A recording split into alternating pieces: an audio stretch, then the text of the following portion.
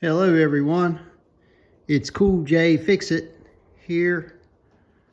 Got a trick for your 2011 Toyota Tacoma.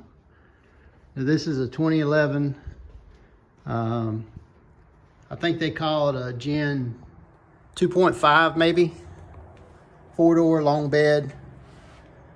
There's all kind of videos on YouTube to tell you how to disengage the seatbelt chime.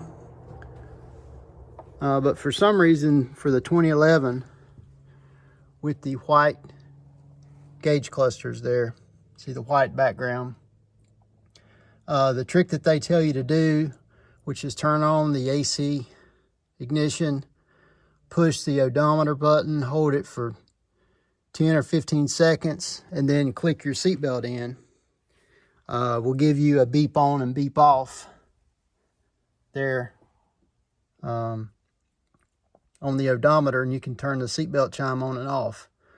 Now, by no means am I condoning to bypass any safety system for your Tacoma, but that seatbelt chime is very annoying, especially when you pull into a parking lot and take your seatbelt off and it starts going crazy. So, the way to disable the seatbelt chime for the driver's side only, first of all, you'll need to take out the 4 bolts that hold the seat down. There's 2 in the front, 1 here, 1 there,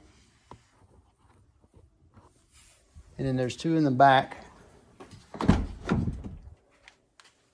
in the rear, 1 there, and 1 there. Once you get the bolts taken out of the seat, you can flip your seat back, and up and underneath your seat, you'll see there's some wiring and some plugs. And the one that disables the seatbelt chime is this right here. This plug, this wire runs over to here, but it comes around and plugs in here. It's a black plug.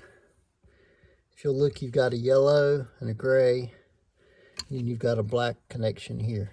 This one here is the one that disabled that.